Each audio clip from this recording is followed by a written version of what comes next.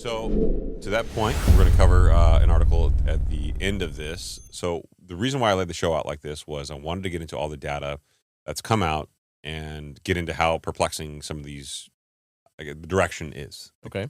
The next one, we'll talk about payrolls for a little bit, and it's going to certainly throw a little bit of a wrench in this. And then we're going to talk about some interesting data as it relates to corporate profits. And Haroon, I was wrong. You're right that it was part of this show. I just don't remember what I put in the show like a week ago because I'm an idiot. But the Philadelphia Fed admits that U.S. payrolls were overstated by at least 800,000. This is from Zero Hedge. Now, Zero Hedge has been on the forefront of calling shenanigans on the jobs reports for quite a long period of time. And I will admit, when Zero Hedge first started putting these articles out, I was like, they're just being kind of extremist. I don't know. But they were so good at breaking this down in the last show, episode 223, that we talked about it and we kind of went over some of the data, the high points. We talked about it a little bit on episode 222, I believe. But the first red flags emerged in the summer of 2022. That's when the Biden Labor Department started well and truly rigging the labor market data. Mm-hmm. I don't like this because that's somewhat accusatory. It's the Biden Labor Department, and there's some problems that I have with the sentiment here. But essentially, regular readers may recall that it was back in July of 2022 when Zero Hedge first warned that something had, quote, snapped, end quote, in the labor market. That's when a striking discrepancy emerged between the number of U.S. payrolls as measured by the BLS, the Bureau of Labor Statistics Establishment Survey, a far more crude and imprecise yet much more market-moving data series, and the number of actual employed workers as measured by the BLS's far more accurate household survey. As Zero Hedge showed, then after the two series had tracked each other tick for tick for years, a wide gap opened up in March of 2022, which quickly grew to 1.5 million jobs in just about 3 months. My theory here is that I don't believe there's a political conspiracy. I don't believe the Biden department is intentionally doing this. Do I think they sent out a memo in June of 2022 right, saying that we weren't in a recessionary economy? Yeah. I do. I believe they did that. Mm-hmm. I believe they tried to change the narrative. Do I think they're changing the number with the BLS? Well, no, because there's lots of other numbers from other government agencies that come out that don't support them. Right. So let's backtrack just a little bit here. So let's remember that there are few headline data, economic data points that analysts like to look at when they're examining the health of the economy, right? And especially during this time with what the Fed wants to do. We can run down those. We got CPI, we got PPI, we got the jobs report, right, which includes the unemployment rate, right? Mm-hmm. So, and PCE. Really, you got, boiling it down, is you got inflation reports and jobs reports, right? Yes, sir. So when you're analyzing those figures and the conspiracy theories of is, the Biden administration rigging the jobs numbers because they're being reported out to be stronger than expected, right?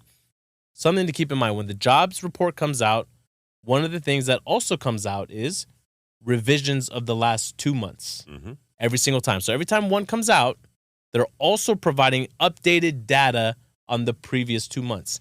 And what it's not spoken about enough is the jobs numbers being reported is an estimation of what's going on. It's not fact.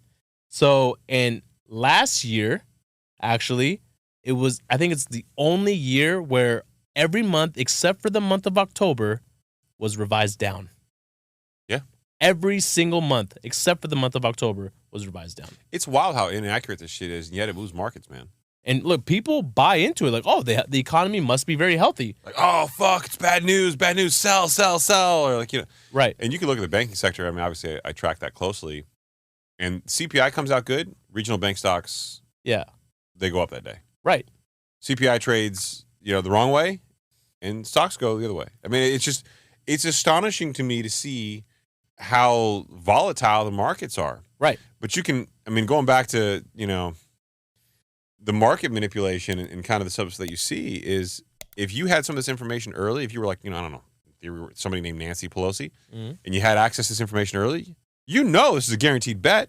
Right. I'll use the banking sector as a great way. If you knew the inflation number was going to come out because your access to privy to information, right, and your husband miraculously finds that out and trades based on that, he knows what the inflation number is going to come out, You could just short the banking stocks, or you could just, I mean, yeah, you can game the system. Yeah, or they know that of some company having a wild contract, right?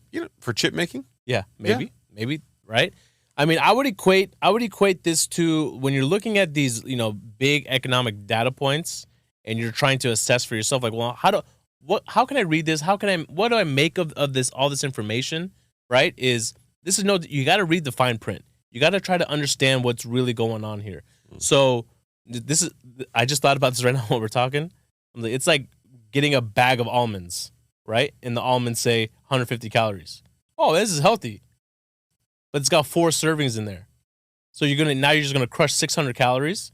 Amen. Right? It's like, wait, I thought it was healthy, but you're not reading the fine print that there's 4 servings in that bitch. Is it a little too vulgar with the bitch? No, I think that's appropriate. I feel like you were attacking almonds. No, taking a shot at my weight. Why? No, almonds. People think almonds are healthy, bro. They're super fatty. Well, yeah, they're nuts. Yeah, but a lot of people think, oh, that's a healthy snack. So they'll just go buy a bag of almonds and they'll just crush them. So you don't love nuts? Ain't no party like a Diddy party. There's nuts everywhere in that house. There's macadamia nuts. There's cocoa nuts. There's walnuts. I couldn't leave it alone. It was right there. It was hanging right there. Ain't no cashews in that house, though. Them nuts were hanging. Yeah. Toffee nuts. Yeah, exactly. Haroon, which favorite kind of nut? Yeah, chocolate-covered nuts. Well done. Golf clap. Hell yeah. Good job, sir. Fuck up. My only contribution to the show. I loved it.